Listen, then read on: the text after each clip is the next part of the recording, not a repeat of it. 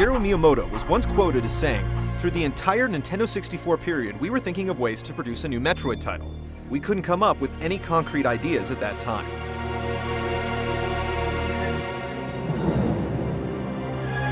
Then, Nintendo approached the president of the Texas-based Retro Studios, Jeff Spangenberg, who was the former founder of Iguana Entertainment, the studio behind Turok Dinosaur Hunter. Impressed by the company and its previous works, Nintendo, along with select Nintendo EAD and R&D1 members, collaborated with Retro and made plans to develop 5 titles for the GameCube. Over time, 4 of them got cancelled, as did Spangenberg, who left the company after a series of embarrassing photos were released on the internet. The 5th game was Metroid Prime.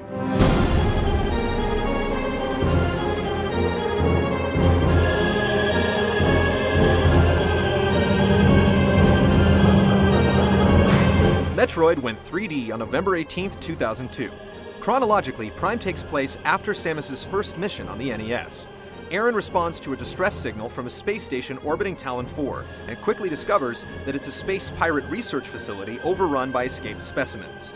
The space pirates have begun a series of biological experiments infusing creatures with a radioactive substance called phazon. The station goes critical, and an explosion causes Samus's suit to malfunction, disabling important gear like the Various Suit and Morph Ball.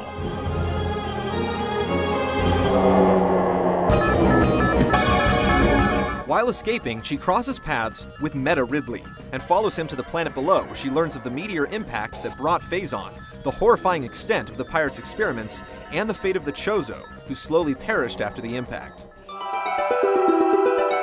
Foretelling the return of Samus, the Chozo also left numerous weapons and 12 artifact keys to unseal the source of the phazon corruption. The player's first mission in 8 years was to stop any phazon research being done and eradicate the source of it.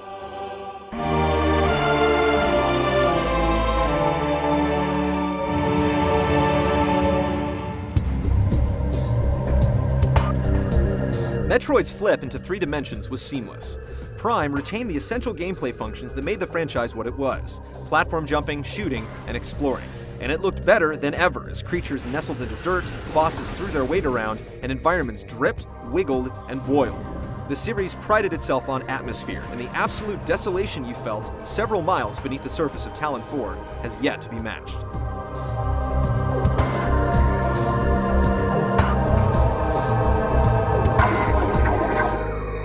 Early builds had Samus hunting from a third-person perspective, but Miyamoto assured the developers a first-person view would better fit the power suit.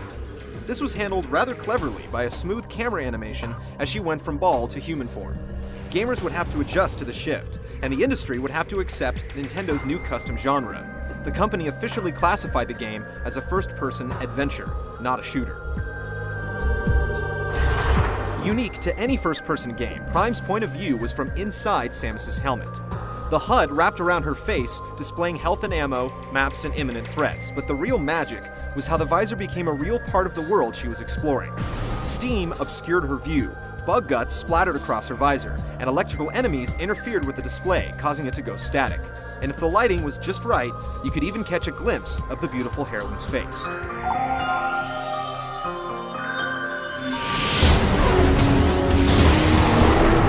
Also new was the ability to lock onto enemies by holding the L button. This fixed her viewpoint on a target, freeing her to strafe, jump, and fire at the same time. Although stationary, manual aiming was also performed by holding the right shoulder button.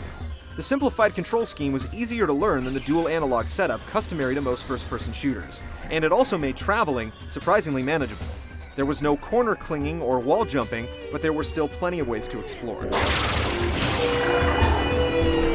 The scan visor, first hinted at with the X-ray scope in Super Metroid, played a crucial role in Prime. Scanning items, enemies, switches, and more revealed basic or hidden information, opened doors, lowered elevators, etc. The story was told through the data you gathered from your scans, and a logbook collected every record you found. Special visors like the thermal and X-ray models found later in the game let you track enemies and expose secrets that would otherwise be invisible. But on such a gargantuan planet, there were a lot of places to get lost. Thankfully, a never-before-seen hint system offered clues to gamers as to where to go next, and an incredibly detailed 3D map helped them plot their course. Also, items tucked away in each area would make a buzzing noise when you got close to them, letting you know they were close by, but not giving away their exact location. Morphing into Samus's ball form shifted the view into third person, allowing for easier navigation through form-fitting tunnels. The spider ball from Metroid 2 also made a comeback. While it was now limited to magnetic rails, the wall-crawling power-up was just as cool as ever. New to the series was the Boost Ball, which gave a burst of speed to the Space Hunter's morph status, letting her build momentum on half-pipes to reach high places and operate mechanical devices by rotating gears in the ground. Altogether, the various morph ball abilities and the mazes inspired by them provided some of the most distinctive and memorable moments in the game. Short elevator rides and doors that didn't always open right away were used to mask the game's modest load times. This continuous progression made the areas feel more connected, and the entire planet huge and never-ending.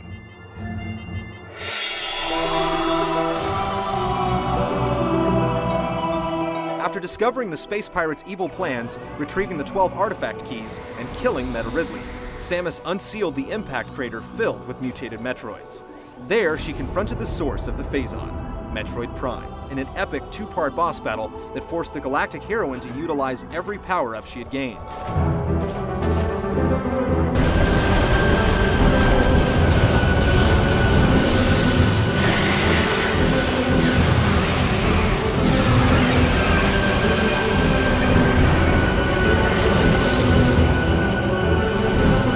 After dying, Metroid Prime absorbed the Phazon in Samus' suit, and if you collected all the items, you witnessed it somehow survive.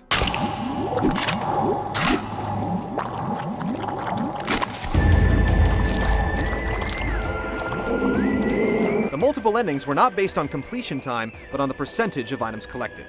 100% revealed the best ending, an extended cutscene featuring a helmetless Samus. No 3D bikini, though. Since it was released simultaneously with Metroid Fusion, players could link the two games together via the Game Boy Advance link cable to unlock special bonuses, including a version of the original Metroid and the ability to play through the GameCube game with the suit from Fusion.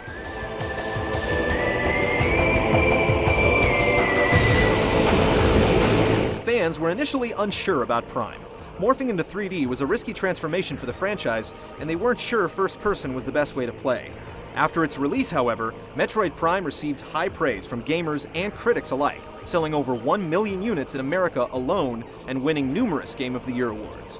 While criticism of Prime usually involved the lower quality MIDI compositions, a surplus of backtracking, and no option for dual analog control, it still stands to this day as one of the best games of its generation, and one of the greatest 3D games ever made.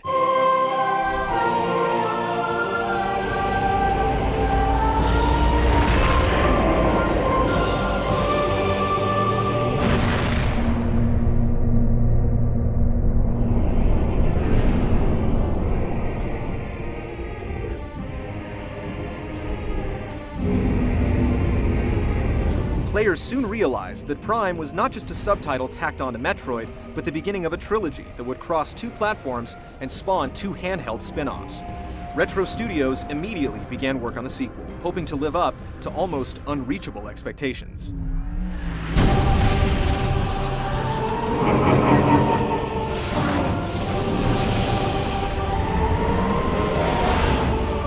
Metroid Prime 2 Echoes, developed by Retro Studios and directed by Mark Pacini, was released on November 15, 2004 in North America, 2 years after Metroid Prime. The story follows its precursor chronologically and takes place before Metroid 2 on the Game Boy. With a new light and dark world dynamic, the Metroid universe became sinister, with mind-crushing puzzles, uglier bosses, and vaster lands. And in a first for the franchise, gamers could charge blast each other in split-screen multiplayer.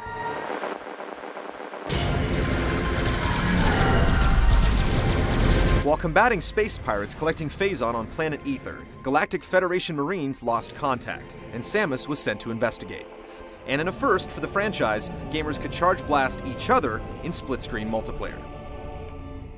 Metroid Prime 2 Echoes, developed by Retro Studios and directed by Mark Pacini, was released on November 15, 2004 in North America, 2 years after Metroid Prime. The story follows its precursor chronologically and takes place before Metroid 2 on the Game Boy.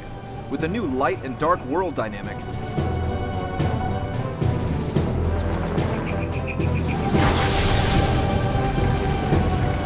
that wasn't demanding enough, Samus also had to locate 9 Sky Temple keys to defeat the Ing once and for all, a mission made more dooming when Samus found a dark version of herself patrolling the planet. In true Metroid fashion, Samus loses her abilities, forcing her to re-upgrade a 6th time to save the planet. Echoes was distinguished for its mirrored dimensions, a feature that was first made popular in Zelda: A Link to the Past. This was one of the many reasons why Kensuke Tanabe, who wrote the SNES classic, was invaluable in the development of Prime 2. With slight variations, each dimension mirrored each other, essentially doubling the size of the game, though some would say in a rather cheap way.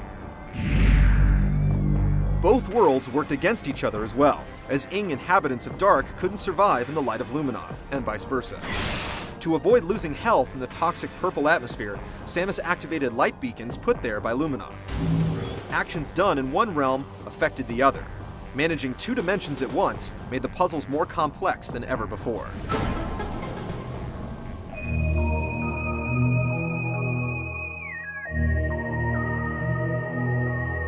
Graphics, following an already stellar presentation in Prime 1, were arguably the finest in the series. Maps, puzzles, enemies, and boss battles were deviously devised and had you exploiting your batch of abilities even more so than in the first Prime, especially the Morph Ball and its various functions.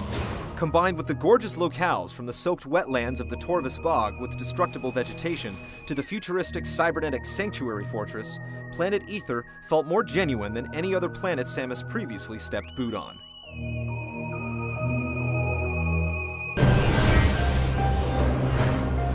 New to her arsenal, the female gunner empowered the light and dark beams, both more effective in their opposite realm. These were the first beams to lose ammunition, as Samus could only collect ammo for one by destroying enemies or containers with the other. This put pressure on the bounty hunter to conserve bullets, creating a new strategic element to the gameplay. Other upgrades new to the series were abundant. The Echo Visor allowed Samus to see sound waves and open sonic gates, while the Dark Visor revealed interdimensional items, platforms, and more. Aaron also made use of the Seeker Launcher, Screw Attack, Annihilator Beam, Light Suit, and more. After transferring the remaining dark energy to the Light World, retrieving the 9 Sky Temple keys, and opening the portal to the Sky Temple itself, Aaron finally came face to face with the Emperor Ing in a fierce 3-part war.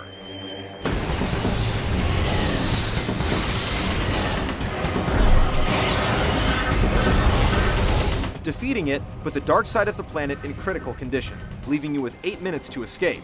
An easy feat, if only Dark Samus minded her own business.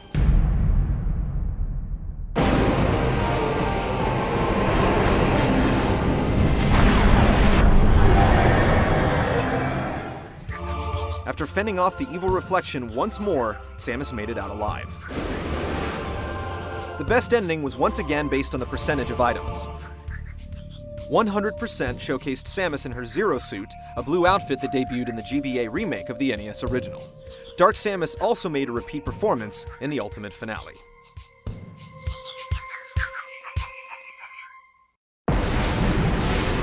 Echo's most notable first for the franchise was multiplayer.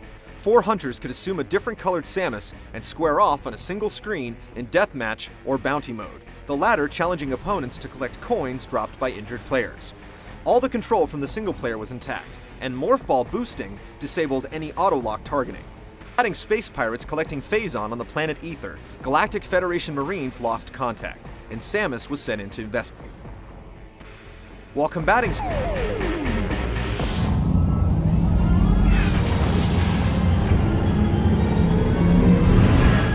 the dark side of Echo's feedback usually involved the further lack of dual analog control and an even deeper level of backtracking thanks to the dual dimensions and the puzzles they supplied. Multiplayer didn't exactly hurt the game, but most agreed it was a throwaway that didn't warrant repeated play. Some also thought the quest for the 9 Sky Temple keys lasted too long. But fans wanting more of what the original Prime offered got exactly that, and little else. Metroid Prime 2 Echoes scored high among critics and fans, though not to the degree the original did, and it showed at retail, where it was a relative bomb compared to Nintendo's other mascot-based games.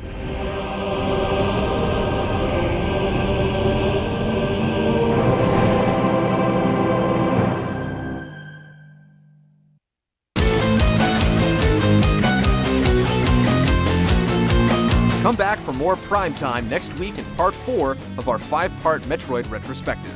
Samus spins off to the Nintendo DS, gaining an arcade morph ball flipper upgrade and touchscreen controls that revolutionized the iffy prospect of smooth shooting on a handheld. From there, Samus warps to the Wii, and a mysterious corruption infiltrates the new generation.